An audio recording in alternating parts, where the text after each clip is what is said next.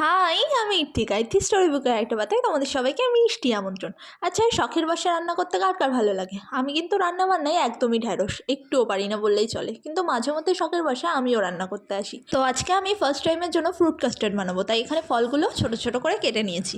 আর তারপরে এখানে দুধ গরম করতে বসিয়ে দিয়েছি। আর দুধটা একটু গরম হলে তুলে নিয়ে ওই দুধের মধ্যে কাস্টার্ড পাউডার মিশিয়ে দিয়েছি। কাস্টার্ড পাউডারটা ভালো করে মিশিয়ে নিতে হবে আর পরিমাণ মতো দিতে হবে। আমি এখানে অনেকটা বেশি পরিমাণে দিয়ে দিয়েছিলাম, আর যেই জন্য আমার কাস্টার্ডটা দেখতে হয়েছিল ঠিক এইরকম খিচুড়ির মতন। তো সেই জন্য কাস্টার্ডের পরিমাণটা ঠিকঠাকভাবে দিতে হবে। আর তারপর আমি একে একে এখানে বেদানা, আপেল, কিউই, খেজুর আরও যা যা ফল ছিল সেগুলো একে একে মিশিয়ে নিলাম।